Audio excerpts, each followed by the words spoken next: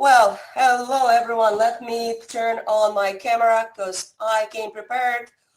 I am so excited to have you all here today. It is our third episode of Evening's Decentralized series, and we run them every other week. And we have amazing, inspiring speakers every time.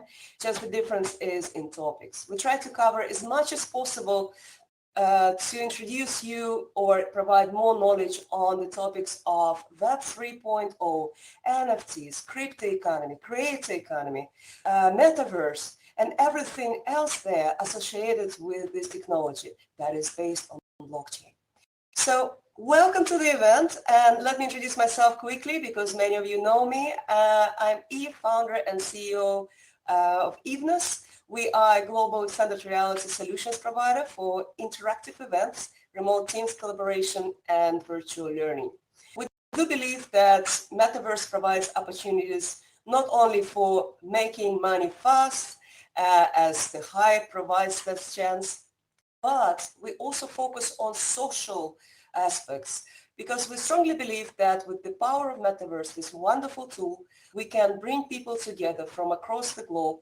We can address the most important burning issues in our society, achieve or create awareness around social justice, sustainable development goals, and frontier technology. That is really, really something interesting to learn about. So without any further ado, thank you. Yes, you can do that clapping with the key C on your keyboard. Let's try it all together. Here we go. Yes. And also there's Y for thumbs up. Okay, awesome. And I hope you don't need to use it, but if you want to boo something or someone, there is N for no. But let's keep it off the chart for today. Right, okay. So the navigation of the avatars has been explained via email communication. It's very easy in Spatial. Spatial is a very inclusive, wonderful platform that it constantly adds new features and develops. We're happy to partner with Spatial, and the new avatars with legs provided by Ready Player Me, fantastic company that really looks at all aspects of avatars. Now, without any further ado, I would really love to introduce you to our first speaker, our keynote speaker, who is a role model for me, and I think many of you who are here. And she's been known for many interesting, exciting, inspiring, technology-driven projects and innovations, known as top 10 women globally in the field of technology. Sandy Carter, who will be standing in the same spot where I am, we're going to exchange places, will introduce you to the shift to Web 3.0, why it is important, opportunity the technology provides, and hey, why we all should be getting a domain from Unstoppable Domains, the company she represents as Senior Vice President and Channel Chief, because Evenus, for example, got ours, and we are very happy to use it. So, without any spoiler, Sandy, please come to the stage. And all of us, the guests, will be standing in this part, watching you and listening attentively. Thank you. Thank you. And thank you so much, Eve, for having me here. Okay, I'm going to try to share my screen now. Let's see if I can do that appropriately. Let's see. That's not going to work there. Download. Okay, Eve, let me see here. There was a share button up here that I was practicing with earlier, but it's now not here. So I will do it very quickly just to check. Okay, thank you. Okay. Thank you. Did it change? Let's see. Let me see what the share is over here. You should see a blue plus, and next to it, the second button is share. Yeah, now I do. Thank you. Let's see here. Oh, you know what? We decided last time. You know what? I'm just going to speak because it's not going to allow me to broadcast my slides. If Okay, you so send me let's the go ahead link and get, quickly, I can do it for you. okay, let me do that then. Sorry, if you guys could just give me a couple of moments. While I am doing that, I would say that I am excited to be here and excited in the metaverse. And I do absolutely love the Ready Player Me figures and all of you guys, you know, hanging out here with us as well. It's kind of cool to do that. So thank you guys for introducing me to this as well. So, you know, for me, getting into this space, I started about um, a year or so ago. And my first foray into the Web3 space was to talk to about 100 different partners, 100, you know, that consisted of companies, VCs, skeptics, critics, supporters, so that I could really understand what was going on in the space. And there's a couple of things that I learned about the space. First, it has a lot of different names: blockchain, crypto, NFT, DeFi, metaverse, Web3, whatever you choose to call it, it is real. Secondly, I found so many examples of where it is already disrupting companies and markets, and it's just started. So I think the disruption will continue, even though we're in the midst of a crypto winter right now, which means that the crypto prices are down. And the final thing is that it is creating lots of opportunity. And in fact, one of the ways that I measure, you know, what's happening in a space is to look at the developers, and developers in the Web3 space just increased 61% year over year. So there is a lot of opportunity here as well. Now, when we talk about Web3, if I had to say one word that describes what Web3 is versus what Web2 is, it would be the word ownership. I think Web1 was about discovery. Web2 was really about social media platforms and marketplaces, aggregators. But Web3 is about you, the member, and that ownership of data that you have. In fact, as we think about a one sentence to describe what Web3 is, I describe it as an open movement to broadly decentralize the internet. Today, we've got a lot of dependencies on central organizations. So Web3 decentralizes the internet, and it allows for individual ownership of that identity and that personal data that you have today. I will say, starting off right away, that we are super early. I like to say that we are in the dial-up phase of where we are today. And that just means that we're going to experience some challenges. So for example, we experience UX and ease of use challenges, great opportunities for entrepreneurs around the world, actually. We do have some issues. There aren't many standards out there today, and standards are really important as you move forward. They're also, the tech can be really expensive. So for example, you hear a lot about blockchain. Well, putting data on the chain is super expensive. So there are a lot of challenges today. Like I said, we're in the dial-up phase of Web3, but there's already value. There's already use cases. Crypto is a great use case of blockchain. NFT art is a great use case of how the masses can jump in. There are just so many awesome things that are happening today. So if you think about what's happening in the metaverse, and what's happening, you know, where you can move forward as well, is you also can see or can hear about some of the things that are being viewed today as well. So for example, there is a flywheel starting in the world as well. So as new adopters enter the market, oh, I guess I should pause for a second. Because I worked for Amazon Web Services for so long, we always talk about flywheels.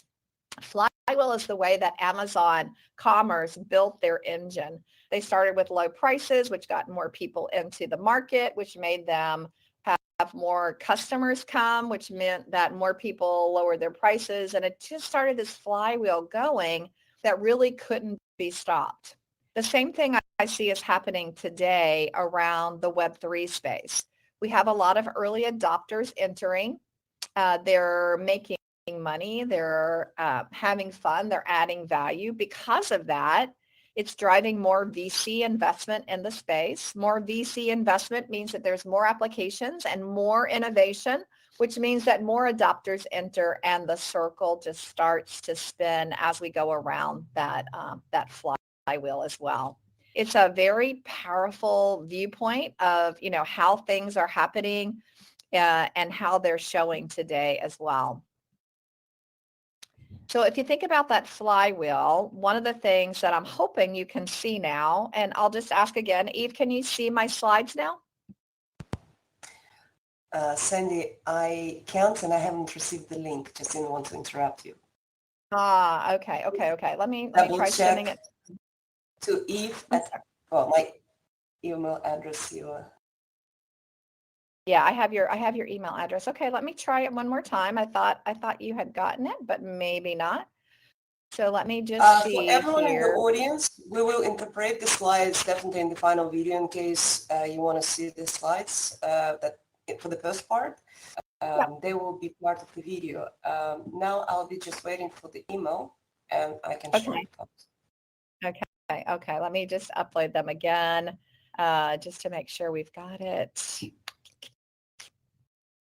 Yeah, because the next one is very visual. For me, it really tells the full story because what it does is I'm a visual learner. And so for me, I like to see, how things are projected and what they look like in a picture, not just with words. And so what the picture shows is it really helps you to see how everything fits together and how how things work together. Because I know a lot of people are. So I just sent it to you, Eve, as well. So you should have it now. It shows you how everything fits together and it shows you the two-sided marketplace. So maybe you can just envision a little bit about what this might look like. So imagine on one side of the two-sided marketplace, a set of creators that are there today. And those creators are creating in a creator economy. Think about artists, musicians, companies like mine who do domains. And then on the right side of the marketplace, you think about digital networks, multi-sided consumption networks that exist there today. So there is this two-sided marketplace that makes this space really interesting. So if you can envision with me a picture in the middle of that two-sided marketplace that begins with the blockchain. So the blockchain is the base or the backbone of Web3, metaverses, DAOs, et cetera. It is a trusted, private, and secure value exchange that enables the Web3 motion to work. Built on top of the blockchain is Web3, and this is where decentralized access and that self-sovereign identity sits. That self-sovereign identity, for me, is one of the critical elements, just like blockchain for Web3. It really enables a digital identity that travels with you. This is one of the things that Unstoppable Domains does today, and part of the reason I left Amazon to come over here. The next layer in my picture are DAOs, and DAOs to me are so important. And in fact, in the DAO area, if you think about it, DAOs are really probably should be in the center. DAOs are driven by AI, and they provide that governance that you need in the marketplace. DAOs have become so important. Whole companies right now are doing DAOs. And in fact, we're working with a family wallet, a wallet that's a multi-generational wallet. They've created family DAOs, like a starter kit for family DAOs. And then if you move up the stack, you'll see metaverses. And these are digital experiences like what we're in today, right? We have avatars. It's kind of viewed as what we are today. And it really showcases how you would live and sleep and work in a metaverse. And then on the very top are the interfaces that exist. And those interfaces are so important, but so missing today. This is why, people will start down the path of Web3 or the metaverse, and they'll be like, oh, it's so hard. Like, how do I do it? But imagine in the future, if instead of using our arrow keys to move around, we could just think about moving around, or having human APIs to clap instead of having to hit a set of keys. I think that's where the space is going, and lots of opportunities today for so many to participate. So for me, this is how it all fits together. And for me, it's so much easier seeing this picture than not being able to see the picture. So if you could take me to the next slide, Eve. And this is where I will close out. For me, there are 5 essentials or basic assumptions that support this ownership model for Web3. The first one is decentralization. And I know today not everything is decentralized. It's partially decentralized.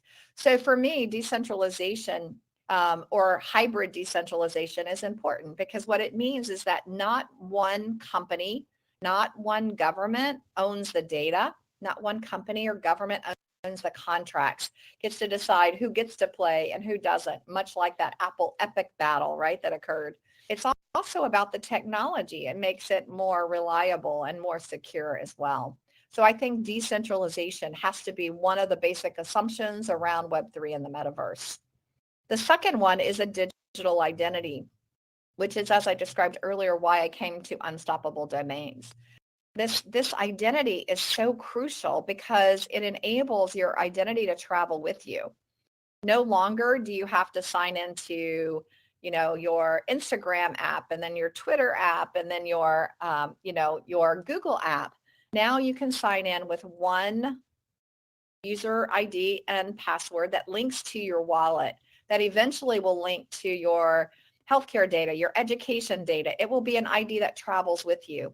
So right now I can use my single ID from Unstoppable. I can go into metaverses like Atlantis. I can go into games, can go into DeFi applications like Cook Finance. It enables me essentially to have one username and one password. The second one is built on the blockchain, which we've talked about a few times. The blockchain is a phenomenal technology, and enables us to, really drive where we need to be.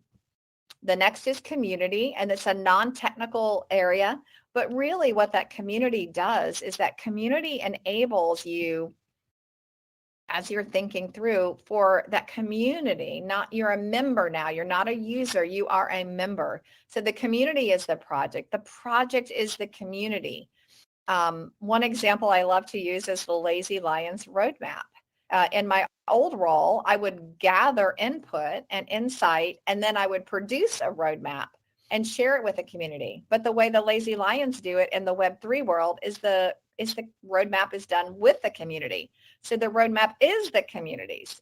We're building it for the community rather than for the company, if you would. And then the last area here is really focused on, the financial benefits, and where do those financial benefits go? Those financial benefits in Web3 go to you as the user. So hopefully this was a quick and dirty kind of mentorship for you on Web3. The last thing that I would add is where Eve started around diversity. Diversity matters here. As I said early on, we are in the early stages of Web3. And that means, that dial-up phase. This is the time when we need diverse voices to be heard, to impact every aspect, like how your avatar looks and moves, how decentralization is done. What does the next generation of blockchain look like? How do we develop communities? Diverse voices must be in all of that. That's why I started our group called Unstoppable Women of Web3, which is a very powerful group to educate and bring more and more women and other diverse groups into Web3. And Eve, that's why I love what you're doing and why I agreed to come here today. I really wanted to share what we were doing and the importance of this in the world today. So thank you for giving me a few minutes to provide insight into Web 1 versus Web 2 versus Web 3. Thank you. Sandy, thank you so very much. I don't know about you, but I got a lot of inspiration and thoughts for, yeah, let's go this way. Thoughts for projects for the evenings because Web3 is interactive and engaging, but also very, very useful for putting all the ideas to reality in a new form, innovative form of things. So, Sandy, thank you once again. I would like you not to leave because I am to announce our panel host who is very, very inspiring. I got to know Nova Lorraine recently and she just blew my mind. She is one of the fashion award acknowledged many, many times fashion designers. She is the founder and creative director of the Rain magazine. She is an advisor in the field of Web3, NFTs, metaverse. And I don't want to spoil again her storyline, but it just was so incredible to see and meet Nova and get to know that she is supernova. Well, I will introduce her in a way that is a little bit still mysterious. Nova, please come to the stage and reveal all the supernova powers because you literally took my breath away the last discussion we had. Thank you. We exchange spots now. If Avatar does move, Avatar cooperate. and we'll start moving. Yeah. Okay, fantastica.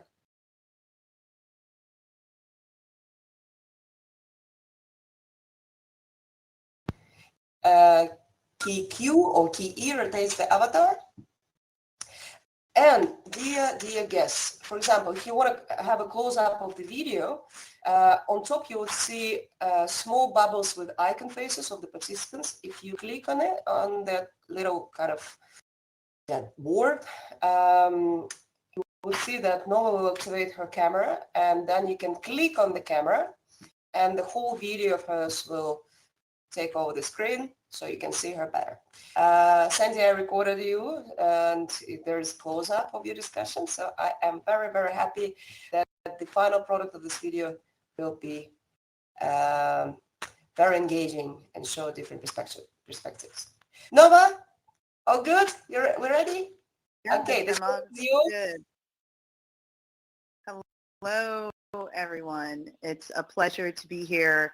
And thank you so much, Eve. And thank you, Sandy, for that incredible presentation. So excited for many reasons. And just to give a little background of myself and why I'm even on the stage and in the metaverse world, I actually was introduced to Bitcoin early on around 2013 with the opportunity to mine Bitcoin. And that didn't work out so well. And in 2017, when the Bitcoin train really took off, I said to myself, I'm not going to miss the train twice as it relates to blockchain. And so I decided to do some research and came across Ethereum and took a chance on that technology as a casual investor in early 2020 and went down the rabbit hole of white papers and these various blockchain technologies and protocols because I really wanted to learn from an investor standpoint what were the ones that were going to be sustainable and be around for years to come. And the more I learned, the more I wanted to learn and the more excited I became as a creator. And as Eve mentioned, I started in my career as a fashion designer after deciding while I was pursuing my PhD in clinical psychology that I was going to help people through my love of fashion and creativity. And I wanted to bring blockchain and fashion together and create this new economy from collateralizing couture. And the more I discovered about the space and the opportunities that were in front of us, I wanted to share with as many people as possible. And having been a creative entrepreneur for decades, I saw this as a viable way for creatives and artists and entrepreneurs to develop tools to help sustain themselves and do what they love and be financially sustainable and environmentally sustainable along the way. And so then I joined the space as an educator, podcaster, advisor, and speaker. And as I was doing all of that, I became approached by creators. Okay, great. I'm interested. What do I do next? And then I decided to take the plunge as a creator in Web3 to understand the technical ins and outs, to be inside the bubble, to better guide creators through the entire process and journey. And that led me to creating Raindrops NFT Art House. And I loved how Eve has started the discussion around diversity and how Sandy concluded it around diversity, because it's so important that we are intentional as we step into this new paradigm and we create spaces and opportunities for everyone. You know, as a woman of color, as an immigrant from Jamaica, as a mom, you know, as someone in the fashion industry, couture, I mean, you continue to create the niches. There are many, many obstacles that laid in front of me that I had to figure out on my own. But what if we right now have the opportunities to see these obstacles and these walls and bring them down as we build and create in the space? And that's what I think that we should do. I love that Sandy mentioned that this next iteration of the internet is about ownership. It is about a more decentralized internet, adoption as well between creators, builders, and innovators, and those that support these innovators and creators, such as these VC backers and other financiers. It is so important that not only we create a more diverse space from the onset, being intentional in giving access, is to continue to educate on both the pros and cons of stepping into this space. Because as we know, we are in the very early stages, as Sandy mentioned. We are at the very beginnings of the wild, wild west. And we have the responsibility to create a protective space, to look at the areas that could be vulnerable to those that are coming into this space. And I think this is a perfect opportunity to bring up our panelists that will be sharing how we can protect ourselves as individuals in Web3, our assets, as well as our digital wallets. And so if I can have our speakers join me on stage, we have Anoop, Natasha, Paul. If you can come on stage, that will be great. And Sandy, I believe you'll be joining us as well.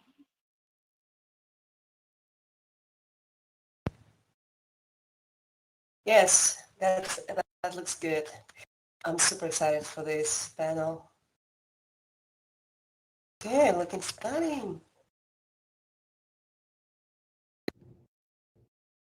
Amazing. Yay. And I am broadcasting from sunny, it's actually sunny today, sunny Pennsylvania. I'm a new resident here, been here for a few years, and I've lived in many places on my journey, entrepreneurial journey. And I would love for our speakers to share where are they broadcasting from, and then if they can give an introduction of themselves, a brief introduction to the audience.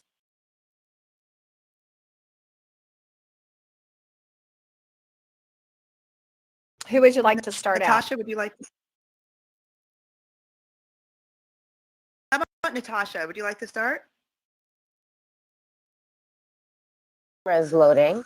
But hi, everybody. My name is Natasha Banz-Gopal. I am a fintech founder and entrepreneur across the world of alternative assets, blockchain, and digital assets. I'm also a White House Presidential Innovation Fellow detailed to the National Institute of Standards and Technology, NIST, heading up AI transparency research. So I'm thrilled to be here. I'm from New York. I am in New York. I'm also pleasantly surprised it's a little sunny today, Nova. And I am also from the Caribbean. So I'm St. Lucian and Guyanese. So bop, bop, bop. I'm just kind of bigging up there and thrilled to be here and connect with all of you. Amazing. Thank you so much, Natasha. And yes, big ups to the Caribbean, whoever else is in the house. Thank Awesome. you. Oh, also, Thanks I so mentioned much. I was an entrepreneur, but I actually didn't mention my company. So my company's name is Vega X, and we are a cryptocurrency infrastructure and index platform. So we build tech solutions to connect traditional investors and institutions to the world of digital assets. Thank you. Thank you for sharing that as well. And Anoop, would you like to share where you're broadcasting from and a little about yourself? Sure, that'd be awesome. So thanks. First of all, thanks Eve for inviting inviting me here. This is a really cool experience to really kind of participate in.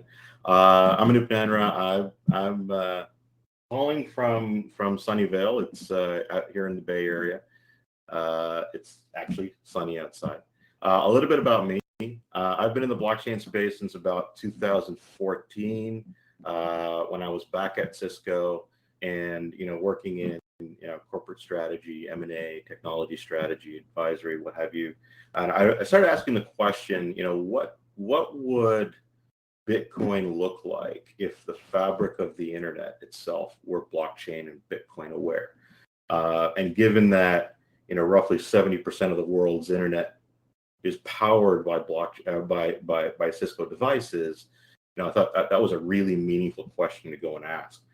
And so that set me on the journey. I went to the board, the CEO, the CFO. We landed some budget, built the blockchain business from the ground up at Cisco. We deployed some of the most advanced blockchain technology, even by today's standards back then. Deployed a massive network, and we were tracking 350 million assets in real time around the world, which was pretty exciting, pretty amazing. In that time, I launched and co-founded the Trusted IoT Alliance, which was the world's first blockchain and IoT industry consortium. And we did things like blockchain enabling an electric Jaguar and driving it from Barcelona to Berlin in a fully decentralized fashion. So everything you can imagine, when you introduce a car and charging on blockchain and actual movement, we kind of did that years and years ago.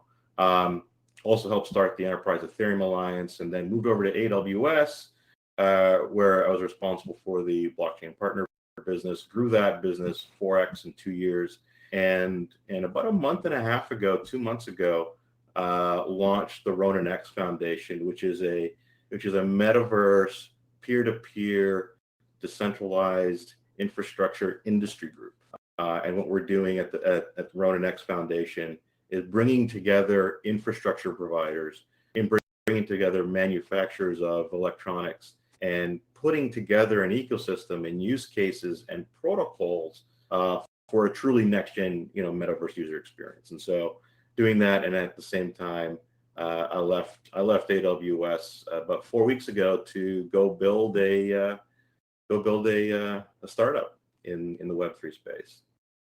That's a little bit about me. Wow, I love that. And we have two past AWSs here in this room, which is really interesting. And I love that we have someone here from the fintech space, and really excited to hear what Natasha has to say. And I love that, Anup, you're focusing on infrastructure because, we have ideas and we want to build, and it's so important that the foundation is solid of what we are creating, and having those individuals like yourself that's focusing on a really strong infrastructure is so important. And I'm going to have Sandy share some more about herself as well, and then we'll move to Paul. Thanks so much, Nora. Nova, I really appreciate it. And I don't know, I'm not from the Caribbean, but I wish I was. I don't know if that counts or not. But it does. It does. It does. Okay, great. That's great. And much like I am here today, I'm sitting actually in a hotel room in Silicon Valley. I'm doing a whole set of in real life meetings, which I have to tell you is funny because I booked all my meetings back to back to back. And then I went back and I was like, oh no, I'm in the real world. I have to actually have time to move around. So I had to resume my whole schedule because I forgot what it was like working in the real world. As I said, I recently left Amazon. I left Amazon back in the December timeframe. I'm now working for a company called Unstoppable Domains, which is all about digital identity. At Amazon Web Services, I ran and created our division supporting enterprise. So I got to be an entrepreneur inside of Amazon Web Services to do that. And then I switched over to regulated industries and public sector doing all go-to-market. But I've been a startup founder. I've worked on blockchain. I've worked on artificial intelligence. I've worked on IoT, AR, and VR, which is basically everything we're experiencing today, right? All those technologies come to play. And I just had to come and participate in the creation of Web3. I'm also a mom of 2 daughters. both of whom are getting tons of training right now on what is crypto, what is Web3, what does all this stuff mean, because I want them to be leaders and strong voices in this space as well. So thank you so much for having me, Nova and Eve. It's an honor, and I love the platform. So thanks so much. Yeah, I can totally relate as it comes to the back-to-back meetings and now having to reschedule that in the real world, and absolutely love what you're doing. You're supporting them. And, as a mom, and I have 2 boys, 2 girls, I stress to them how important it is for them to have this education, because we're building for their generation. And to have them involved now is also really exciting as a mom. So love that you shared that with us, Sandy, and excited to have you here. And a little tidbit, I heard about Unstoppable Domains back in 2020. So super, super excited when I found out that you were going to be here today. So thank you for that. Awesome. And Paul, can you join us and share where you're from and more about your background? Hey, Noah, and everyone. Nice to meet you all here. I'm Paul Vijender, based out of Los Angeles, California. And it's sunny and bright here as well, but then it's sunny and bright here in Southern California almost all the time. So that said, I work as a field chief information security officer at Halbon, which is a cybersecurity firm focused on crypto and blockchains. I personally have a background in computer science and specialize in cybersecurity and security architecture. Spent the last 15 plus years working in cybersecurity in a variety of roles. And in my current role at Halbon, me and the team at Halbon, we work with various crypto protocols from layer ones to DeFi protocols to NFT and metaverse platforms, various startups and even enterprise companies who are all trying to adopt and build on blockchains as the foundation layer. And we help them with all things cybersecurity. And at Halbon, we believe cybersecurity itself can be a true enabler and a bridge for bringing everyone into the crypto land and making sure we see the true potential of blockchains. I love that. Thank you so much. And I love how Eve is really staying true to her platform as it relates to diversity, not just with the various individuals and where we're from and where we're broadcasting from, but our backgrounds in areas of interest and expertise. And I'm super excited to see how we balance this out today and the information that we're going to share as it relates to security and our content, and how do we protect this, and what does it mean, and what does the future look like. And so thank you, Paul, for that. Excited for all of our speakers to be here. Thank you again for sharing your knowledge and expertise. Let's kick this off with the first question. So let's start with the passion for frontier tech. How did you all end up working in this field? This question is for everyone. Sandy, could you please provide your answer first? Yeah, I think my answer is really interesting because I wanted to be an astronaut. My dad, when I was young, actually taught me all about space, and he was an engineer, and I thought for sure I was going to be the first female astronaut to land on the moon. But then actually my grandmother got sick, so I changed from being an astronaut to a doctor. I went to Duke undergrad, and as I was at Duke, I was studying all the things that were medical. I had to do an assignment where they used some of the chemicals and anesthesia, and I passed out. And it turns out, Nova, that I am allergic to all of those things in hospitals. So if I go visit you, let's say you got sick or Paul got sick, I would usually pass out in the hospital. So I'm really not a good candidate to be a doctor. Could you imagine if in the, I greeted you in the exam room and I passed out? My advisor, though, at Duke was part of the Duke Medical School, but he was also the first kind of tentative dean of the computer science department because it really didn't even exist. So he showed me a world where I could use computers to do testing so that they didn't have to test people or animals. They could test in a computer situation. And I got addicted. And that's how I was able to get started in this in this tech field. It all started with wanting to be an astronaut, going to a doctor, to a technologist. And I'm so happy because I do think I found my purpose in life through tech. I love that. And I love how we share how we both started in this field. I too was pre-med. That's actually how I met my husband, and moved into the research and clinical side as it relates to grad school. But obviously we weren't meant to be doctors. And actually I'm super, super sensitive when I see people get hurt. And so I'm glad that path did not continue.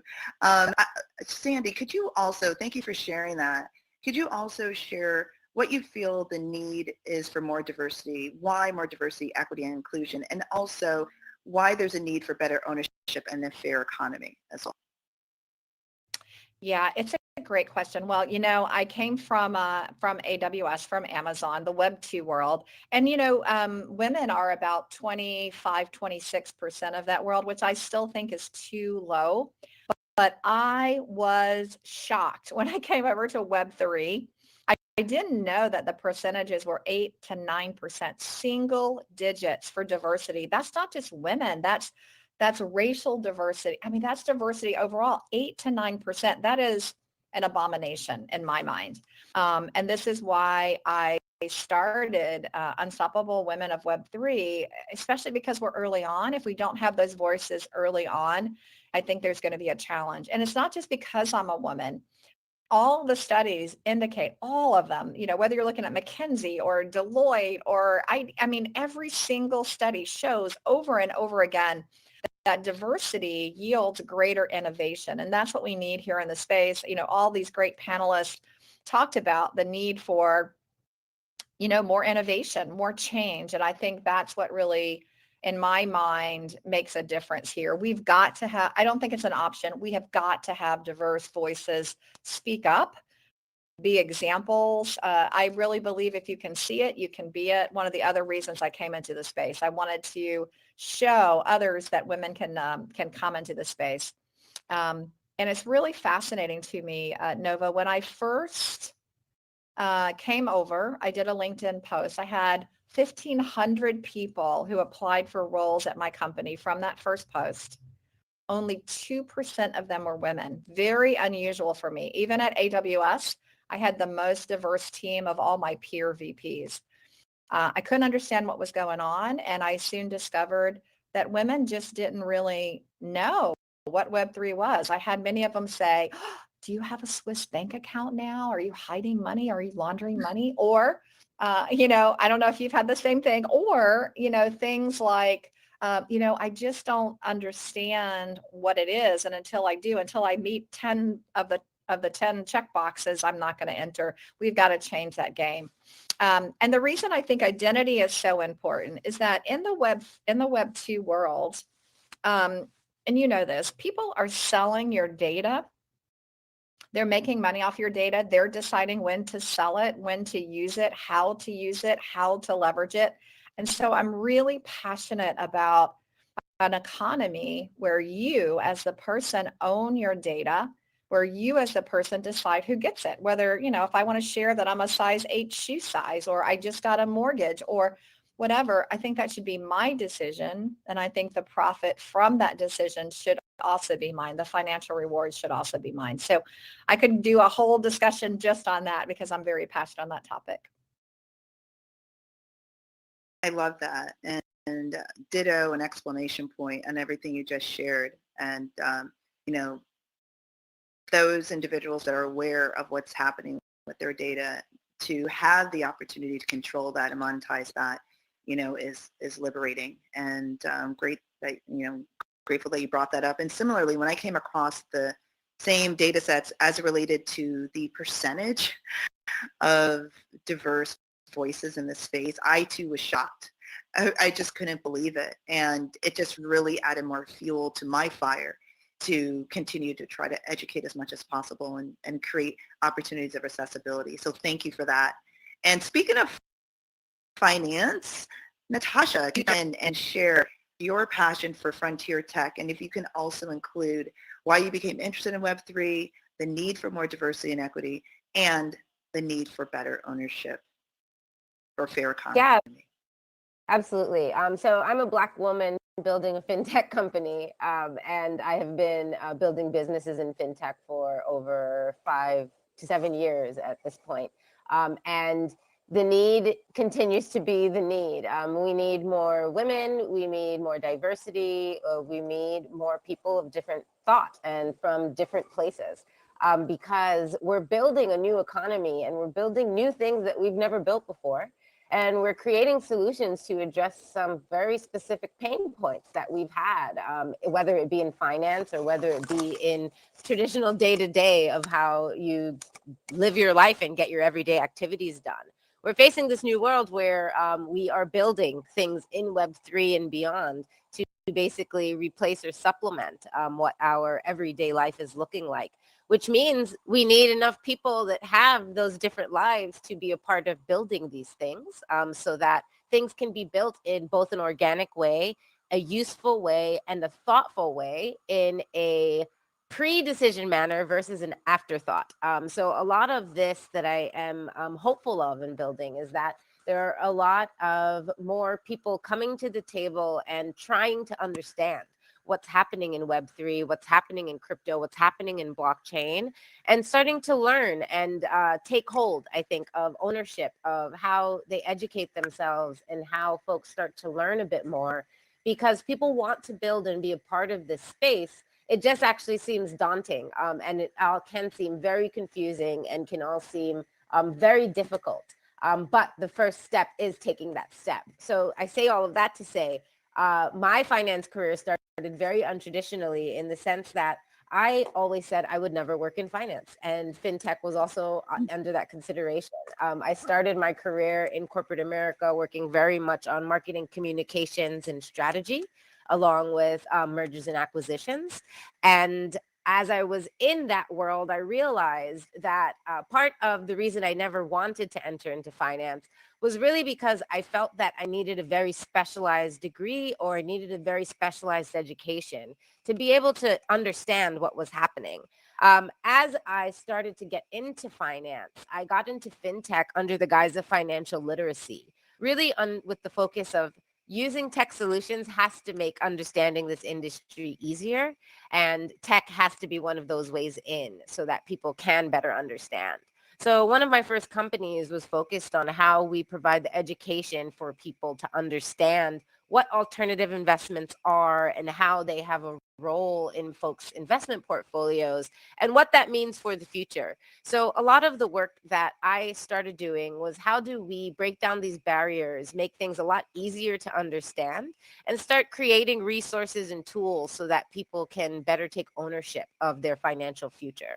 And that was in the traditional sense, before crypto became a very big part of people's lives and continues to grow in importance in people's lives. And as we continue to see the cryptocurrency market grow, it's very important that people continue to learn and start to figure out how to operate in this world, because digital assets is not something that we see going away.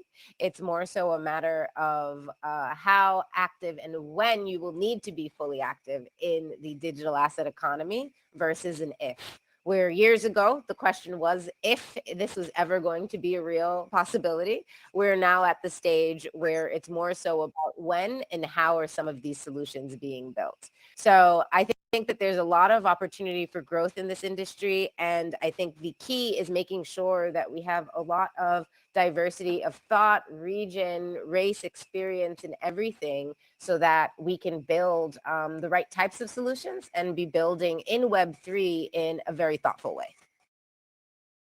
Yes, thank you for sharing that. There are a few things that jumped out at me was, your mention of financial literacy as well as the importance of how we build. And you're absolutely right. It's not a matter of if, it's when. The train is here. I often say the train is in the station. You could choose to get at the beginning of the train, the middle of the train, or the end of the train. Or you also have the option of not getting on the train and waving as it goes by. But the most important thing is to know that the train is here. And as it relates to literacy, we know that, some of the barriers in this space is the intimidation of just the language in and of itself, and how we are able to educate, individuals, and how quickly we can do that is really important. And then you add the next layer of finance, where there's a lot of fear that surrounds finance. So to have innovators like yourself in fintech and helping increase literacy is extremely important. And then going back to your point about building, this is a great time to bring Anoop to the forefront to share his thoughts as someone who is building the infrastructure within Web3. Anoop, why did you become interested in Web3, and why do you feel diversity as well as ownership, better ownership, is needed? These are all great questions, and going back even before I got into the blockchain space, what if I play back my career, I've kind of always been doing some kind of decentralized, heterogeneous, secure kind of infrastructure projects, right? And so for me, it was just a natural evolution that these decentralization, distributed computing, databases, cryptography would come together as kind of core components that make up blockchain technology. And these are areas that I've been doing for 10, 15 years before I got into the blockchain space. And so being a real-time distributed systems engineer, for me it was natural, just natural that this is how systems evolve. This is how infrastructure will evolve. And so when I started the question, or I asked the question initially back in 2014 when I was at Cisco, it wasn't that I had just happened on blockchain and crypto or Bitcoin and crypto at that time. It's always been part of my thinking and my mindset. And so to see this formalization of these orthogonal technologies that really came together to create the whole blockchain space, again, for me, it was just a natural evolution. So, and then, when I did ask the question of, what would Bitcoin look like if the fabric of the internet, switching and routing, were blockchain aware, that's when we started uncovering other questions, right? And then I think part of the journey here is not necessarily coming up with the answers, but at least asking the questions that you may not already have answers to, or asking or identifying questions that you didn't even know to ask to begin with, right? And so that's been the learning exercise for the first part of my blockchain or digital assets journey. But consistently, what I was really concerned about in the early days, and still today to a degree, is to the points here, still a genuine lack of diversity in our space, right? And that is, I believe, holding us back. It's not just what is the male-female ratio, but where do people come from in the world, right? And how do we include their experiences as part of the journey to define this space? So it is about true diversity and bringing together the experiences that make for, in my experience, when you have a diverse team, you end up with amazing products, amazing services.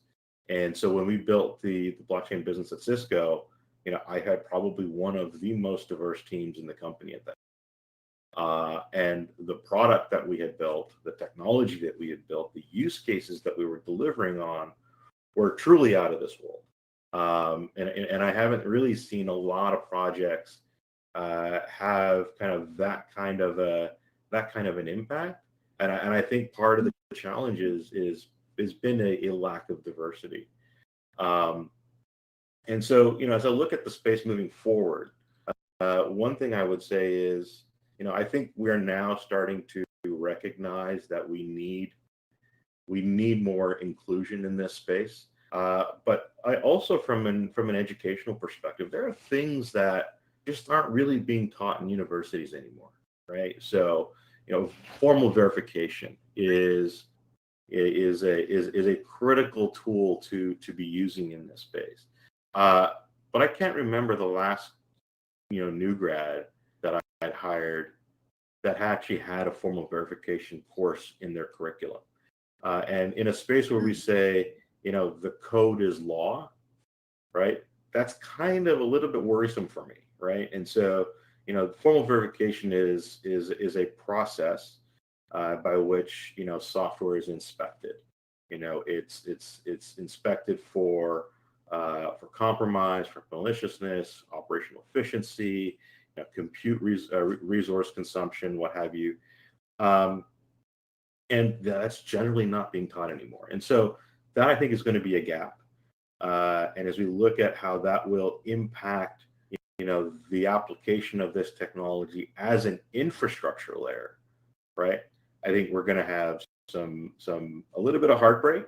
But I think in the end, as we kind of realize some of these gaps in our training and education programs, that we're going to have the opportunity to fix some of those areas. And so that's where, we look at kind of the work that we're doing at the Road and X Foundation by reimagining what infrastructure, at the core, where you're actually managing, packets.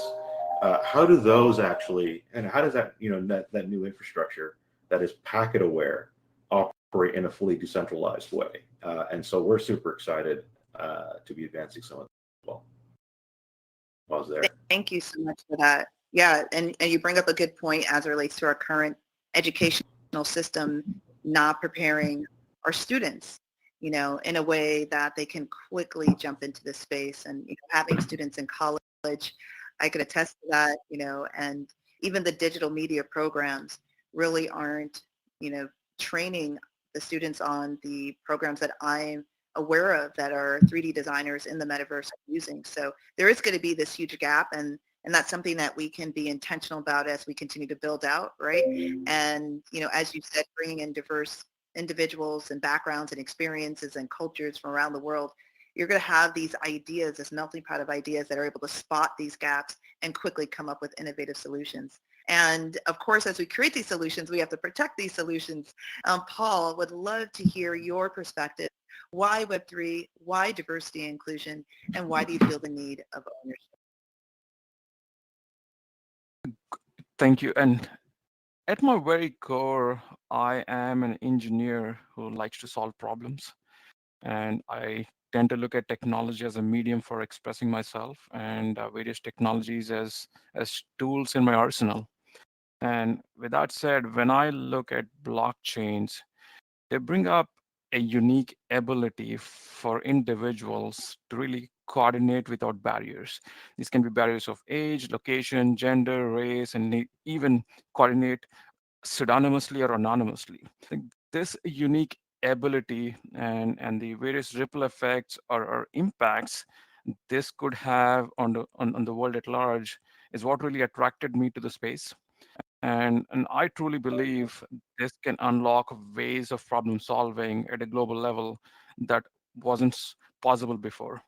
And we're starting to see a lot of it taking shape with in the initial stages with the formation of DAOs who are trying to tackle these problems globally as a collective unit. And I'm excited to see where all of this ends and also contribute to the space. And that's precisely what I'm here to do. I love that, and I'm happy you brought up DAOs. And anyone in the room that's a creative entrepreneur and has worked with freelancers from around the globe during COVID or pre-COVID, if you are currently in a DAO community, it feels very similar, right? And then you're adding these tools of Web3. But I love the fact that at least the DAO communities that I'm a part of, you show up as you are with your gifts and talents and appreciated for those gifts and talents. And then you have a layer of a tokenized economy within that and smart contracts as it relates to governance. So love that you brought that up. It's going to be and continue to be a really, really, really big force in the coming months and years. So thank you for that, Paul. And within a couple of minutes, I would love for each of you to address this. And the next question is, with the rise of frontier technology and crypto commerce, there is a shift from traditional exchange traded funds, ETFs, to digital assets, a so-called emergence of crypto ETFs. So Natasha, let's start with you. What is meant by digital assets? What is the individual array of benefits and niches of digital asset ETFs in contrast to traditional markets? And again, we're going to get to everyone. We're going to try to get the answers out in about a couple of minutes. So I'm going to start with you, Natasha, on that. Yeah, thanks. So I'll do a very high level view here. When we talk about digital assets, it's probably a good understanding of it's a very big catch-all umbrella term that literally means digital assets are files that are created on digital means or on electronic means or computers, right? So this can mean anything from your PowerPoint files, your photography, illustrations, animations, audiovisual spreadsheets, anything files that you have saved on your computer, to things including cryptocurrency, including DeFi products, including your staking, your yield, your earning. Any of those mechanisms also are part of digital assets. So digital assets is definitely a big catch-all. So that's one thing to understand when you're hearing digital assets in the media. A lot of what they're trying to focus on when they say digital assets is more specifically looking at the cryptocurrency market and all of the products that exist within digital assets as a form of cryptocurrency. So when we look at crypto assets as a subset of digital assets, we're talking about the cryptocurrencies that you may have heard of: Bitcoin, Ethereum, Dogecoin, tokenized assets like NFTs or CryptoKitties, any of those that you've heard of, and even things like investment strategy products in crypto, which is something that companies like my company VegaX offers, and other companies like Bitcoin ETFs and other products that you've heard of. So those very much sit in this crypto asset world when we think about digital assets and then crypto assets as a subset of that.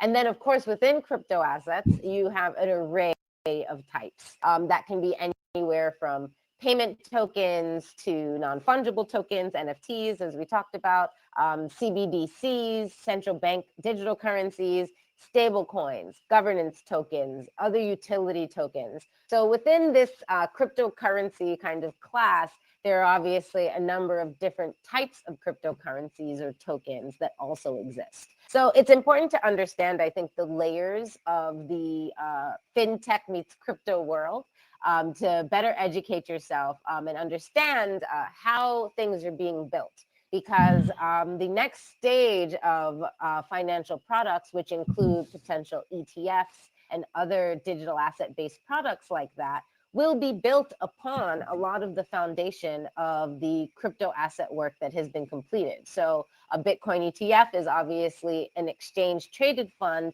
based on Bitcoin. What does it look like when there is a Dogecoin version of that? What does it look like when we are very easily able to include portfolios of crypto assets in your traditional investor portfolio? So these are a lot of the questions that are being explored right now in the world of TradFi meets hopefully the future of DeFi. And that's traditional finance, TradFi, DeFi, decentralized finance. And there's this big gap in between that. And right now, we're very much living in the early stages of that gap, where we're trying to build the solutions to help better set the stage or the foundation so that we can build the digital asset economy a bit stronger and in a proper way with the right kind of safeguards and risk procedures for both investors and companies as they enter into the space. And there is a lot of more work to be done. And we're still very much at the early stages. So this is why I think that there are a lot of people actively building and focusing on different verticals within digital assets and crypto assets so that they can build the right solutions for the number of needs that are going to pop up, which are anything from moving the crypto to custody or holding the crypto to actually accounting for the crypto. So there are a lot of different elements that are also popping up here. But I am hopeful that we have the right folks that are figuring out how to optimize or transform what we know works in the traditional financial world and optimize those solutions in the right manner to support the digital asset economy. Thank you for that. And I loved your illustration around the gap between what's considered traditional and what we have now as decentralized, and you know, your team as well as many other innovators are looking to bridge that gap, you know, create that connection point so there's more adoption more readily, and more powerful tools. I like to say 2.5, right? So we have we have Web 3, Web 2, and then Web 2.5. So we need more builders bridging those gaps. And speaking of accounting for your cryptocurrency, Paul, would love to hear what you'd like to share as it relates to this question.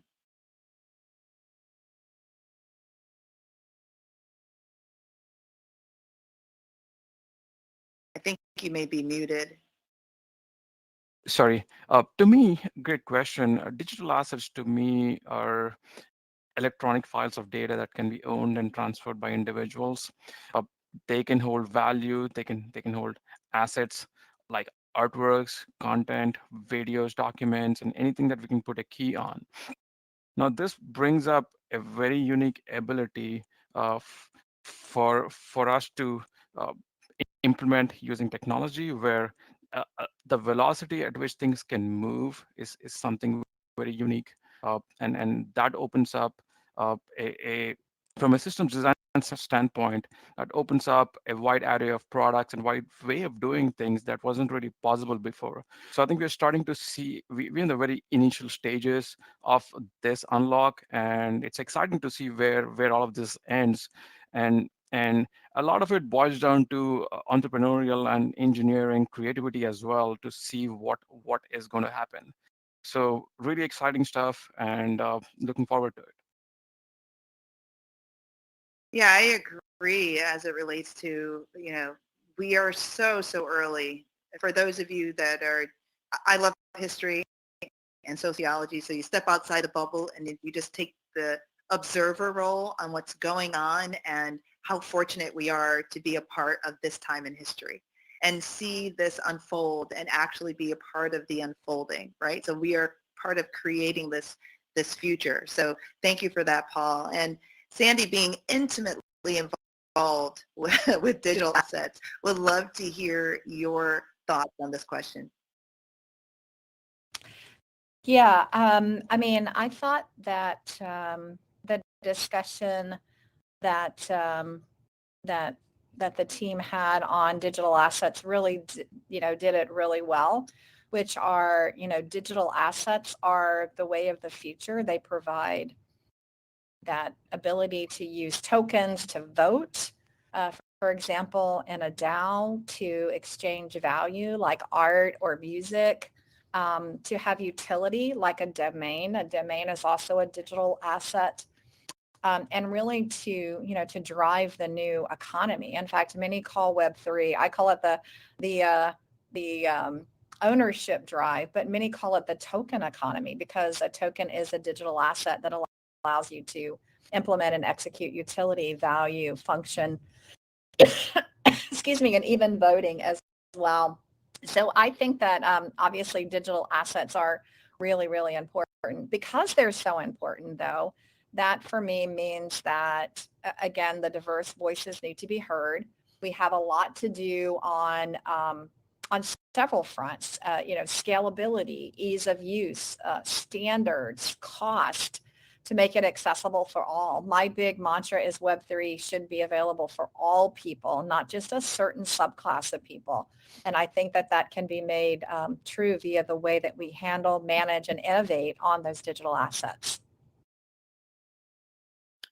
Thank you for that. And I love how you shared the fact that a lot of people are referring to this economy as the token economy, tokenizing everything and using tokens, in all aspects of what we're doing as a use case for blockchain. And, something that comes to mind when you shared the accessibility of digital assets, what I find a lot of times when speaking to those individuals outside the space is trust. And there's still this need to create trust around digital assets. We can't smell it or see it or touch it. And not everyone in the space is acting with integrity. So how do we also increase trust to increase adoption? And so I'm going to pass the mic to Anoop to share your thoughts as it relates to digital assets and the contrast between ETFs and traditional markets. Yeah, I think these are all really good questions, and I think in my mind, a digital asset is more than just kind of a representation of value from a monetary sense. Going back to the work that I've been doing in the IoT space and blockchain, a digital asset can represent, an electric vehicle. A digital asset can represent, a charging station. It can represent, one of the great use cases that we're seeing for one of the startups that I advise, IoTex, sweat to earn use cases. So, your digital asset is, built into your smartwatch. And kind of the data that you kind of accumulate, the facets of that data, each facet can actually itself become, its own digital asset. And so the idea that, a digital asset is strictly and solely a financial instrument is, in my mind, kind of a limited way of thinking about the problem space. I believe that, there will come a time where, every human being on this planet will actually own the digital asset of themselves. Like, what is that digital twin that changes based on the context of my environment? So in my work environment, I express a different persona, a different facet, or a different configuration of my digital asset in my social contract with an employer versus the contract that I have with my personal community, right? And so the power of thinking like this is that we end up with models where we can create digital twins of ourselves and in different industries, in different contexts, and have these digital twins effectively perform business on our behalf continuously, right? And that's where the real power of the digital asset, I think, really comes into play, especially when you start thinking about kind of the value and the power of smart contracts as they're evolving. So I think we need to abstract away the notion of what is a digital asset, and really asking the question. In the crypto space, I think everybody in the U.S. would agree that we all want to see a Bitcoin spot ETF. But as someone who is going to be contributing in this industry, participating, helping build, and not just myself, but everybody who is involved, why can't we all have our own? Yeah, right. Why can't we all be our own market makers? And I think that's where the real opportunity is. As we think about how does this space scale, what are the things that we need to tackle in terms of either technology, whether it's performance or scalability, throughput, user experience. These are all things that are kind of holding us back at this point. But that's just because this is where we are in our journey in this space. So I think the one takeaway that I would like folks to go home with after this is don't think of a digital asset as just a crypto that is holding some notional value, but think of a digital asset as something that is far more expansive and can be monetizable. And as Sandy pointed out earlier, the real critical thing to nail in this space is identity, right? Because with identity comes the ownership, and from that ownership comes any of the facets of digital assets. So I'll pause there. Yeah, great point. And we see that as Natasha pointed out in the very beginning, and how Anu closed it out, is that if you think of an asset, which is something that holds value, and you think of anything that can be digitized, and you put those two things together, right? So it can be something within the financial realm, art realm, real estate, cars, etc. And you think about ownership, and that the blockchain allows you to show the ownership and transfer of ownership. And so we're really just scratching the surface with our current use cases. And if you just strip it down to the most basic definition, then you'll be able to use your imagination and how these various forms of digital assets are going to affect our day-to-day lives. So thank you, each of our speakers, for your thoughts there. I'd like to give a closer look at challenges, such as the data breaches and phishing attacks across the crypto and NFT industry. For example, among the recent cases, 1.7 million in NFTs stolen in apparent phishing attack on OpenSea users. Tether lost 31 million in tokens as a treasury wallet was drained by an external attacker. Crypto.com admitted it lost approximately 35 million in a recent cyber attack. The personal data of more than 7 million Robinhood customers was compromised during a massive data breach at the trading platform. An attacker used social engineering. The Ronin blockchain that powers NFT game Axie Infinity has been hacked, and around 600 million worth of cryptocurrency has been stolen as a result. Despite the fact that blockchain was designed to be highly secure due to the visibility of blocks, hackers are becoming more and more creative in obtaining private keys to the blockchain and using them to initiate withdrawals. Therefore, my question to you all, what should exchanges, crypto, and NFT platforms and Web3 solution builders prioritize when it comes down to cybersecurity and the protection of digital assets? Anoop, let's start with your answer. It's a great question. And, you know, over the years, we've seen a lot of compromises, a lot of hacks. And I can't tell you how many customers I've spoken to over the years where, you know, they would ask a simple question, right? You know, if I move systems to blockchain, am I secure? And the answer is no. I mean, what blockchain provides is data integrity, data immutability, and the immutability of the process. What you feed it and how you protect it at the fringes is still critically important. So, you know, you still, as a consumer or operator of blockchain technology platforms, you still need to adhere to the best practices in cybersecurity.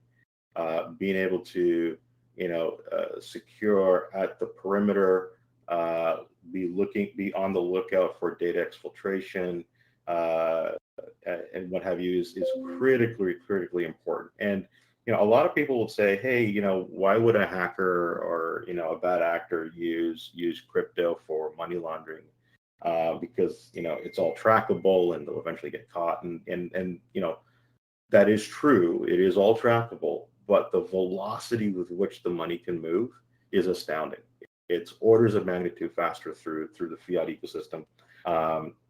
And so that's where we're seeing a lot of bad actors really innovate, right? And I do want to use that word specifically because, you know, while we think of ourselves as innovators in this space, you know, the bad element, the malicious element are just as innovative, and we can't forget that, right? And so the evolution that I'm seeing is, you know, traditional ransomware, malware, cryptojacking, crypto phishing is starting to incorporate smart contracts in as part of that tool set.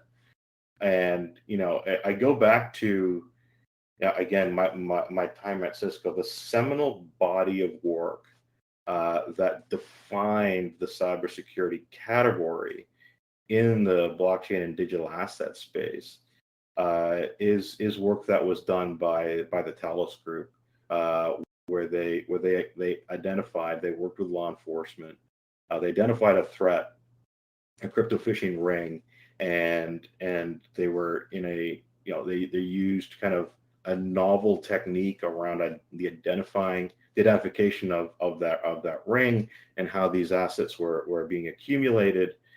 And the net result was, you know, the ring was busted. Individuals went to prison, but you know what we saw out of that was, you know, a lot of sophistication by hackers and hacking groups, far more sophistication than I think people would even have given them credit for. And so that, I think, is going to be one of the things that is going to be a consistent kind of thorn in our sides, is you know, the evolution of the threat landscape and how it is also starting to use many of the digital asset technologies that we are looking to build and grow into an industry. So that would be my kind of take on this. And I'm only seeing kind of the threat landscape expand as we innovate in these new areas. Yeah, it's interesting that you mentioned the innovations of the bad actors, because you don't normally think of those two things together, but you're absolutely right. And I love how you highlighted that just because it's blockchain doesn't mean it's secure. We're still early, we're still building, we're still learning, and it's something that we need to remember as creators and as educators. So thank you for that. I would love to pass the mic to Sandy to see your thoughts on this issue. Yeah, thanks so much again. And, I would like to maybe approach this in a little different way.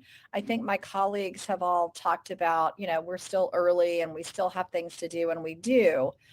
But I would also remind us of what goes on in the physical world. So I was just reading an article. Over 50% of all physical art that's on the market today is considered false art. There's some forgery on it, wrong person, an extra copy, something like that. Music is stolen at a rate of 64% year over year. And then if you look at sports memorabilia, 70% is fraud. It says it has a signature by Joe Namath on it or whoever, and it's not really his or her signature. It's just a great forgery. And that's in the physical world. So I know that we have a long way to go here, but I do believe that blockchain offers a chain of ownership using the ledger that I still think is very solid. Maybe I would even argue more solid than what happens today in the physical world. And then, if you look at Web 2, the same kinds of security hacks occur on the Web 2 side as well. I don't have the factoids on that. But I do think that sometimes, we talk about, like Ronan with Axie was robbed of this much money. But if you think about, how many bank robberies occur or how much fraud is done, I was just looking at a stat, $60 billion worth of fraud on credit cards today. $60 billion. So I do believe we have a long way to go. Please don't mistake that. I think we have a long way to go in Web3. I do think blockchain is a promising technology. It's not all there yet.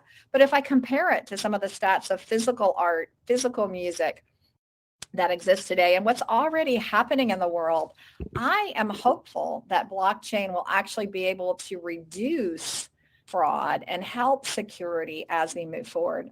I'd love to know what others think about that as well. What do you think, Nova? Do you agree with that? Yeah, it's an excellent point. And I love the facts that you shared as it relates to art and the fraud that exists in art and sports and music. And when you do look at the numbers, if you're comparing 60 billion with a major hack of 600 million, there's still a huge spread there. And, we're talking about ownership and transparency of ownership, which may not always equal security, right? I mean, if it's digital, it's breachable. There's going to be hackers, just like as soon as we went online, we had, what was it, McAfee, whatever, all those security protocols you have to add to your software, right, and the computers. So I do feel that we shouldn't necessarily poo-poo on it, but pay attention to it, to be intentional in how we're building and creating and seeing these obstacles and knowing, there's someone that I know that's on A team and blue team as it relates to a tech company, and you have the hackers and then you have those that are preventing the hacks. And so both teams are trained to work together within a tech company so they could be prepared on having just stronger security. So there are ways to kind of work through this problem.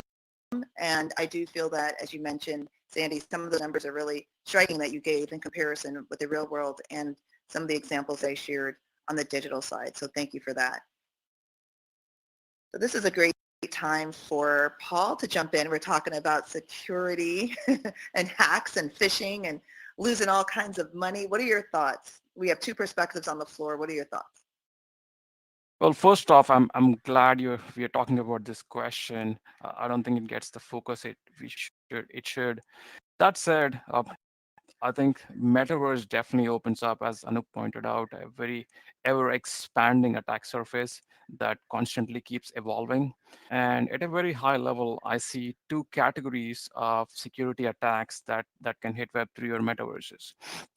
The first one, I would say all the security threats we've seen so far on the internet in Web 1 and Web 2, these range from viruses to ransomware to data breaches.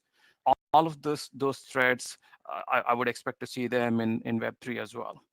Now, we're obviously going to see them being customized and replayed to the metaverse context or Web3 context, but the emphasis on security awareness and cyber hygiene in general, I think will go a long way for this category of threats. Other than that, I'm also going to, I think we should expect emergent security threats. These are threats that we haven't seen before. These would what be very metaverse or like Web3 native security threats.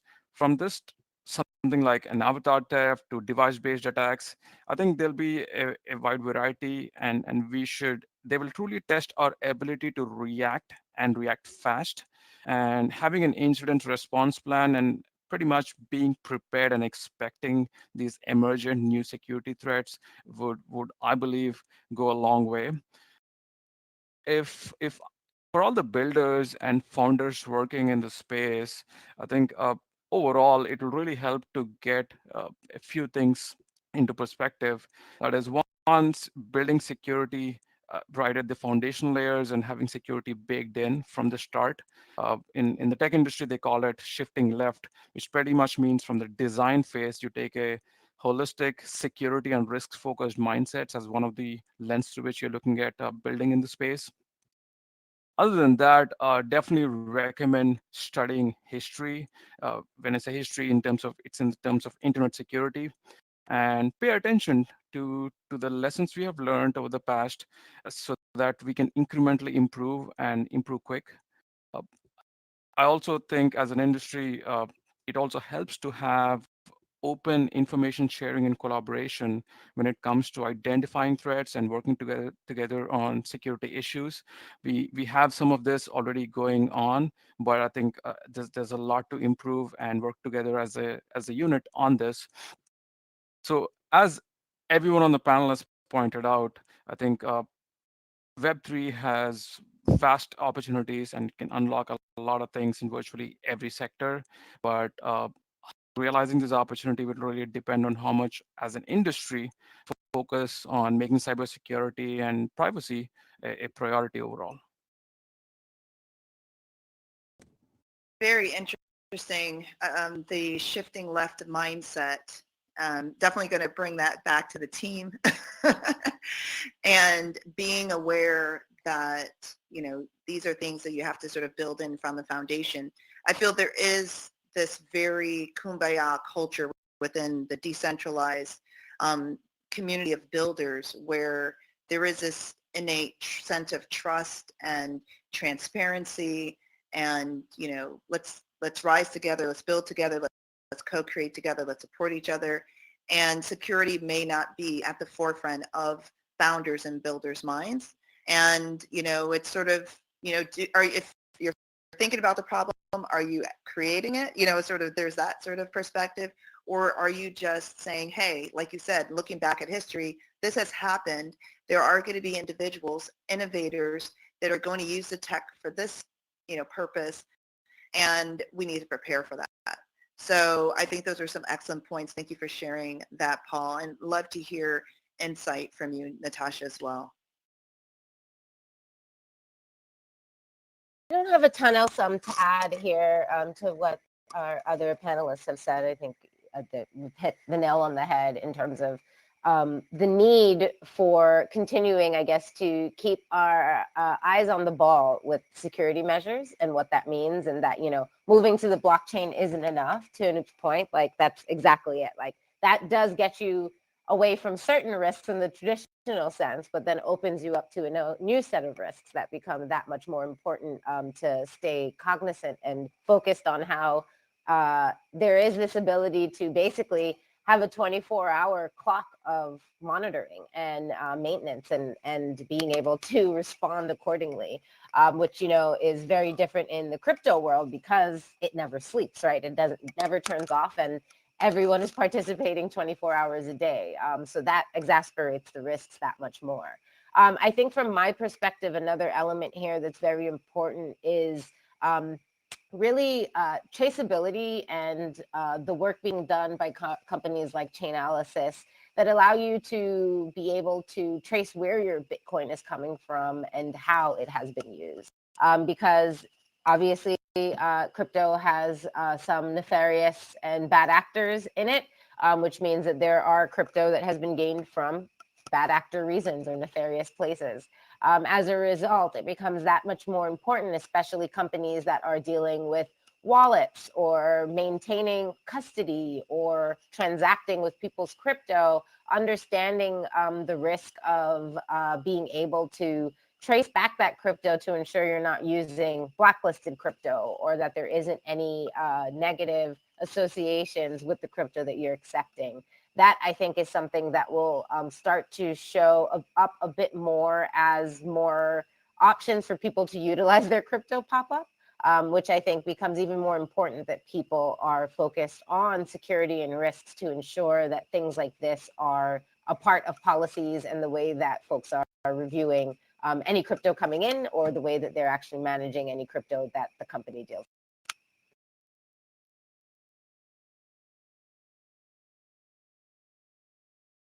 Amazing. Can you hear me? Amazing. Thank you so much, Natasha. And we're just going to jump to my last question, and then we can open it up to Q&A from the audience. How do you see the future of Web3, crypto, blockchain, and metaverse domains in 10 years from now?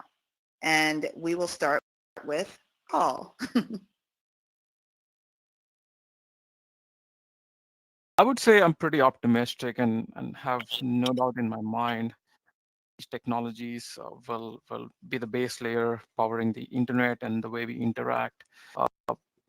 And also, I think it'll be pretty seamless to use. Everything to use in the metaverses and Web3 would be as seamless as the internet today. And I also believe it will be pretty seamless to build and really unlock the creativity of entrepreneurs to solve a lot of problems, and definitely looking forward to that. Thank you. And I'm going to conclude this question with Sandy, if you can share your thoughts, and then we'll open up the floor to questions. Yes, thank you. Well, I see the future as well, like Paul, very optimistically. I'll just speak for a moment about, what I see with identity. I would say that today my favorite application for digital identity hasn't even been created yet. I think we're still in the throes of it. I think in the future that digital identity will include your healthcare records, which will automatically be protected. You'll have your own appliance in your house. Management will be so easy that you'll be able to manage the security of that data. So no longer will you be told, like myself, I just moved from one city to another. I couldn't even get my own healthcare records. I had to send them to another doctor or another hospital. I would be able to see all of my data, keep all of my data, and be able to distribute that. I see education records being carried around with me as well. My daughter just took a class at a community college. I wanted to get the transcript so that I could send it to her university when she goes to university. And I can't even believe I'm going to say this, but they asked me to fax it to them, a request fax. I had to find a fax machine, which I haven't used in I don't know how long. I faxed it twice. They lost it. Then I had to snail mail it because they said they had to physically see my signature, which was again crazy. It took me 4 months to get her transcript for one class at a community college that I can now use. So in the future, I see my digital identity having my diplomas, my certifications, my skill sets that are all validated on the blockchain. So I think in the future, digital identity is going to become much more important than it is today. It will be used in all sorts of apps that I can't even imagine today. But I know that ownership rights and putting the power back in the hands of us and not in the hands of government or corporations will occur in the next 10 years. I love that. Thank you. And it's interesting that you brought up healthcare and education. So yeah, there is definitely something coming on the healthcare side. I'll be happy to share as that continues to develop as it relates to being able to own and move your data. And, you know, anyone that has dealt with trying to get your transcript from prior schools, you know how painful that is. And so Yeah. these are revolutions that are coming, the solutions that we may be overlooking, and I appreciate both of you sharing your thoughts on that. It was so wonderful to hear all the diverse perspectives from each of our panelists as it relates to security and digital content and what is the meaning of Web3 and where we're going. And I would love to now open up the floor to our audience to ask any questions to our speakers right now. And if I may suggest, first of all, dear guests, please clap a C on your keyboard, show love and support, because this discussion it just blew my mind. Woo-hoo. Show love. Thank you so much. Two speakers, dear participants. So there's a round of questions, but there are amazing people in the audience. I would love to start with them introducing themselves, because you have, I can look around if we still have, representative of different communities and also creators, builders, entrepreneurs, innovators. We have Black women in AI. We have still, I see Kara here from Women in Tech. We have women in AI. We have representatives, Matthew, hi, from venture capital. And I think the diversity of this panel is just simply fantastic. Everyone comes with their stories, their knowledge and experience, and also the backgrounds that are different. And that's what even puts a very, very heavy effort into to create the panels like this that not only show men and women, but the diversity is so much greater than that. You discussed it on your panel. So I would love to give the digital microphone for the participants of our talk. Please start with a quick introduction and then address your question or give a compliment. You don't have to challenge them with a question if you don't have any. Kara, could we please start with you? You are a dear sister to Women in AI, the organization I represent here, and Women in Tech as well, being a member.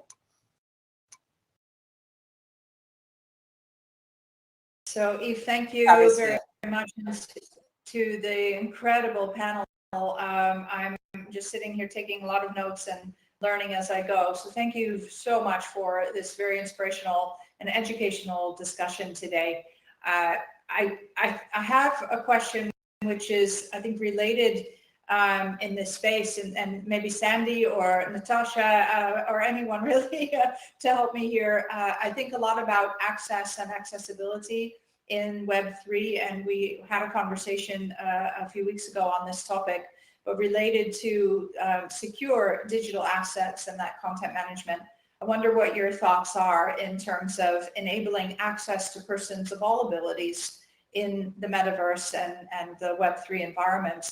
I think Eve already mentioned, I'm representing Women in Tech, the Netherlands, and I'm managing director of a digital transformation firm here and working with global clients on their transformation. Thank you so much. Thank you, Dr. Kara Antoine. Who wants to take this question? I'll go first, if that's okay. Thank you so much for that, and thanks for all you're doing for women in the Netherlands as well. So I started a group called Unstoppable Women of Web3, and our mission is all about educating women and diverse groups on this next generational technology. So that's our sole mission, is education and making sure that women are educated. as we move forward, as well as all diverse groups. We want it to be equal, democratized, and a decentralized future. So we have launched a whole set of classes. We've done so with over 80 companies. So our group is really supported by, OpenSea, Polygon, blockchain, you name it, the who's who of Web3, plus Google Cloud and Deloitte and Altair, some of these new, newer Web2 companies who are getting in Web3. We do Twitter Spaces twice a week. We do YouTube Lives once a month. We post education from our sponsors, and then we do in real life events as well. So we'll have a in real life event at Consensus, which is down in Austin, Texas, the oldest crypto conference in the world. We will do another in real life at NFT NYC. We have one coming up in Abu Dhabi. We have one at Paris, in Singapore. We just did one in India, in real life events as well. So our mission is to train and educate women across the world with this free education offered by our groups. If you guys want to go out to the site, it's unstoppablewow3, unstoppablewow3.com. We also, though, have a Web3 site, unstoppablewow3.x. The reason we had to do a Web2 site is that none of the search engine criteria works yet for the Web3 site, but we wanted to make sure we had both. And I'd love to chat with you later as well if you want to know more. So thank you. Thank you, Sandy, for that. Thank you. Love what you're doing, by the way. I want to talk to you as well. Natasha, did you want to also address the question? Sure. I think that the resources that Sandy mentioned are wonderful. In terms of, I guess, the general numbers, and accessibility is a huge issue and part of the reason that I think this industry was created. So 1.7 billion people in the world are deemed unbanked or underbanked, which means that they do not use traditional banking infrastructure to do much of anything. They don't have a bank account, they don't have a checking account, they may not have credit cards. So they're operating in the financial economy in some other shape or form. What crypto and digital assets and blockchain technology have allowed are for the significant group of the population to now be able to interact with a financial economy in a digital means without ever having a foundation of banking status, if that makes sense. So this creates a huge unlock for and accessibility, because traditional banking infrastructure was built with a number of barriers, including identity verification and other elements that costs and fees, et cetera, that also make it difficult for people to participate in the traditional banking economy, which is why there is a significant population that is deemed underbanked and unbanked. As a result, these solutions are being created by some of the people who are unbanked or underbanked. So that in itself, as you can see in this world of using that lens of diversity. Those digital solutions are being created by those people who are underbanked. Sorry, what was that? Might have been some feedback in itself. But yes, the last thing I was saying is that those solutions are being created by the folks who are actually underbanked and unbanked, or the folks who had difficulty entering to those systems. So when it comes down to accessibility, the cool thing is that we're seeing some of these people who face these problems head on creating these solutions. And as a result, they're being very thoughtful about how they create these solutions and are putting accessibility as one of the forefront elements, because accessibility has traditionally been something that has been very difficult and has prohibited people from being able to enter and participate in economies like this. Now with crypto and digital assets, it makes those drops those barriers down significantly, and then allows people to participate in more of a meaningful way. And I think that the future in this industry will see more of that. And it's about, again, having more people at the table to build so that we can make sure that things are being built in that manner. Thank you, Thanks, Natasha. I agree. I agree. I think education.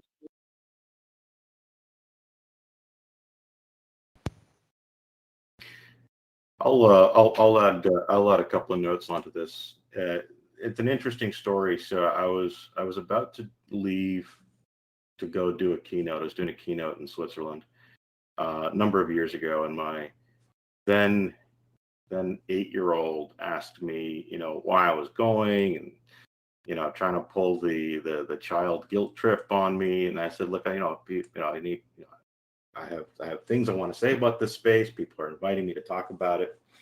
So he asked me, so what is blockchain, right? And so I started giving him a description of, this whole new economic framework that's being built and how it's being built on proof of work, and explaining the consensus mechanism, and how we don't know who Satoshi Nakamoto is, and on and on and on and on. And he looked down at his watch and he said, I'm 8 years old. I don't have all day. And then in an English accent, he said, when one is to profess expertise, one must do so in simple English. And so that really got me thinking. And it's a comment that has stayed with me for many, many years. And my observation is that we still haven't simplified the language with which we use to explain blockchain technology and Web3 and metaverse. And so I think that education and simplifying that education is going to be critically important for broad scale adoption. I don't think we're there yet. And the way, the mental model that I have on how we explain blockchain is, well, we actually don't use the terms decentralization or blockchain or crypto or cryptographic secure serialization of transactions. We don't use any of that. What we use is, how do you create a secure environment where it's safe to do transactions, because you have transparency, you have the ability to see what everyone else is doing, you have automated accountability. So when you do decide to participate in a community, you are held accountable to the standards of that community. And once you have that in place, now we can talk about how compliance rules can be built, right? Now that you have accountability automated, you now have the ability to kind of drive rules so that there's enforcement around that. And only when you have all of that do you actually really create a sustainable operating environment for everybody who might be involved. And I think that's the message that I've been kind of using over the last number of years. And it's resonated because I didn't use decentralization in any of that. I didn't have to explain what decentralization was. Didn't have to explain what blockchain or crypto was. But these are kind of the tenets that I think we're all trying to build towards. And I think if we get more people who are able to explain what this space is about in under 5 minutes, even how some of these consensus mechanisms work in under 5 minutes, I think we'll see a huge leap forward and probably a further Cambrian explosion in growth and development here. I agree wholeheartedly with what you just shared, Anoop, and I love the question about accessibility, because I do believe if you don't understand it, then you're not going to move in it, enter into it. And by bringing it down to a third grade level, and I use this a lot just from a psychology standpoint, when you think about the psychology of communication and or storytelling, if a third grader can understand it, they can tell a friend to tell a friend, they could tell a parent, the parent could tell another parent or friend, and word of mouth continues to grow and thrive, about this space. But we have to understand it, in order for that to happen. And by lowering the barrier of entry as it just relates to the language will be huge. We have the user interfaces, we have the financial resources, as it relates to if you want to launch an NFT project, it may potentially cost tens of thousands of dollars. And there are tools and projects that are bringing that financial cost down. But then we still have this language barrier. And until we're all speaking the same language that can be easily understood and shared, then it's going to continue to slow down the adoption, engagement within the space. So I love that you brought that up, because I think that's directly tied to accessibility. And one of the reasons why I'm so passionate about educating is doing it in a way where everyone can understand. And, launching 2 podcasts as a basis for that. One, a general My Cryptocurrency Chronicles, a perspective from a lay journalist that knows nothing talking to experts, and then another one specifically for creative, and bringing this education forward in a way that's easily digestible, but then also shareable. I love that you brought that up. Thank you so much. And thank you for asking the question as it relates to accessibility. Do we have any other questions or comments or compliments from the floor? I think we have literally 7 minutes left, and if there was a promise to the speakers, if they need to leave because of their meetings, they can do so. But let's use the opportunity to see if we have some more questions, because this is the unique opportunity. I hope it would be physical. Like, this is a brilliant, brilliant get together. I am so inspired. So do we have, if you have questions, please to ask to a specific maybe speaker to just, the time is given is a little bit short, unfortunately. Time runs. I see Alison, maybe you have, yeah, okay. Take over the digital. Hi there. Hi there. Oh, can you hear me? Yes. Can you hear me? Hi, okay. Alison. Sorry. Okay. Hello there. Hello. I wanted to say thank you for a great couple of hours. Really, really found it really interesting. I mean, to be in the environment and then to listen to you all was really, really good. I think I wanted to say to Sandy that I heard her on International Women's Day, and I really valued the WOW 3 and checked all of that out. And I think, as I said to Nova, I then bought 8 unstoppable domains for me and my daughter. So thank you for all of that. But I do like the comment that people are talking about around inclusivity, increasing diversity, and the need for intentional action. So I really welcome hearing that from the speakers. So it was more of a comment to say thank you. I've had a really insightful time, and I really like that. And for me, that's the bit that's really taken away. Whatever we talk about, whether it's sharing data, interoperability, how we make systems more accessible, that's only going to be really inclusive of everybody, including the 1.7 billion who are unbanked, if we really take intentional action constantly to bring and ensure they're on the journey with us. And that feels really important. And so I really take that message away from today's session. Thank you. Thank you so much, Alison, for that. Appreciate you attending. Elchin, I'm wondering if you have a question, because you work at Habio ID as Chief DeFi, actually, Financial Officer, and Habio is known for all the decentralized identities. Matthew, as well, if you have a question, the last question to ask, and Rita, just be quick to introduce yourself and ask the question, because this is a unique opportunity, I'm telling you. Hi. Who's speaking? Rita, thank you. Yes. Rita, yeah. Thank you so much for having me. I hope I'm not interrupting right now. No, please take this opportunity for a question. Okay, great. I actually do have a question. I thought it might be somewhat unrelatable, but maybe it is. I thank you all so much for doing this. I work in the entertainment space. I have a startup, and we're interested in building entertainment content for the metaverse. Yeah, and I know AI becomes a part of that, but I don't want to sort of diffuse the question with AI, but I wonder, how will movies and television and entertainment be more interactive in the metaverse? And then, of course, to bring it back to today's, panel, how will that be secure or not? I want to sit down and have a date with Matthew McConaughey in his next rom-com in the metaverse, or will it just always be we're just sitting in a theater together watching a movie?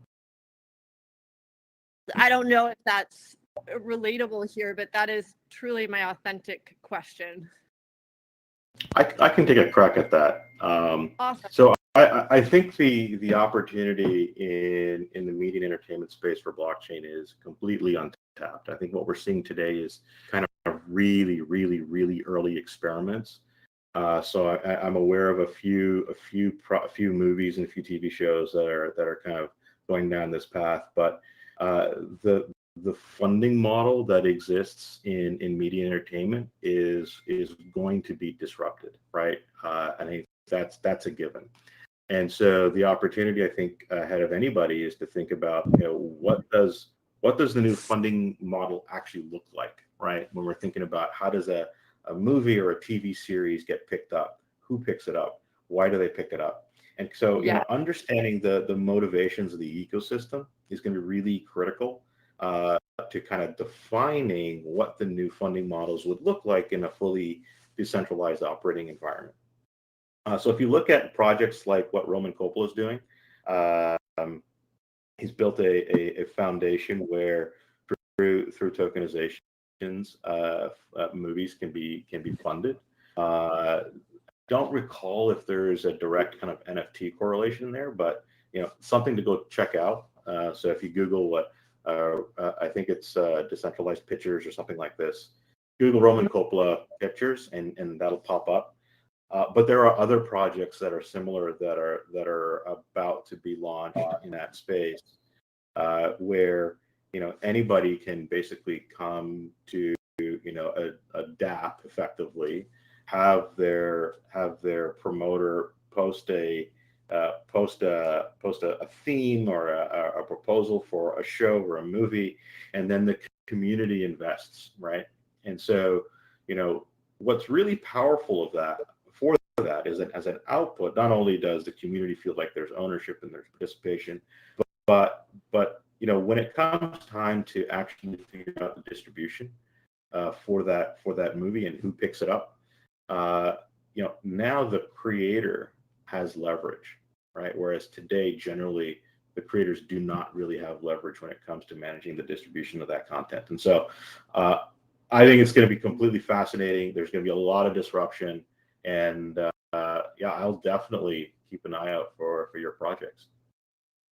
Thank you so much. If I could just add, I know we're out of time, but I want to just add two things on this space.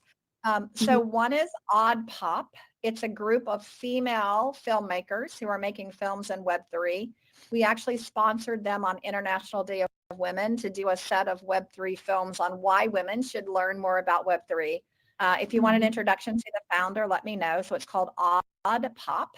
And then the second one is Polygon is right now doing an entertainment DAO.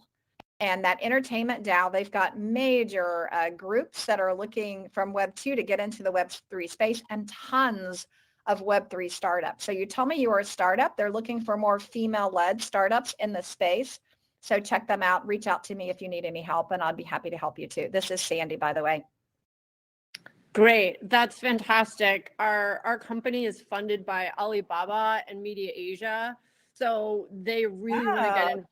Yeah, it's amazing. So they really want to get in front of this. And I have been a female entrepreneur since 2011. And this is my second business in the green. So I'm just fascinated by it. I love it. And I will check out all of those items, Odd Pop, Polygon Entertainment. And then I didn't catch the name of the speaker before.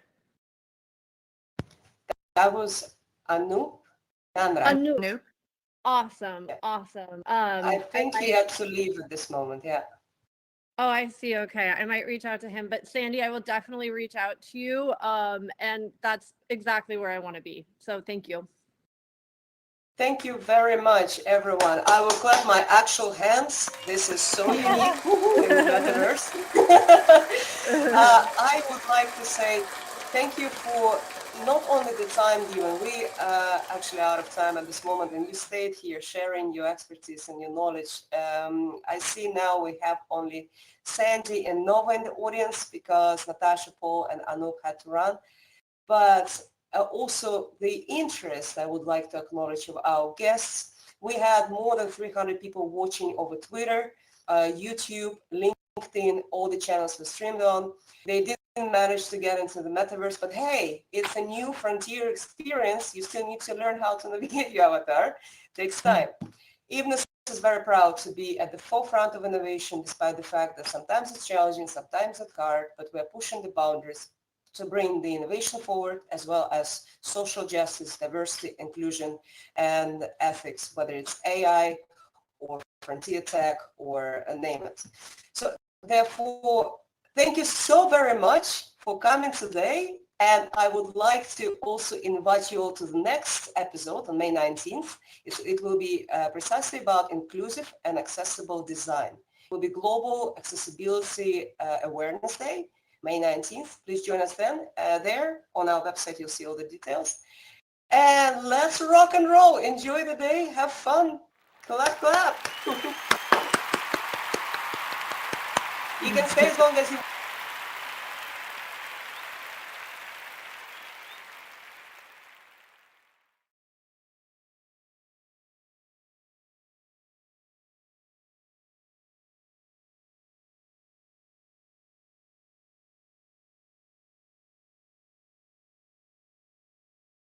Thank you. I would enjoy that. Thank you so much.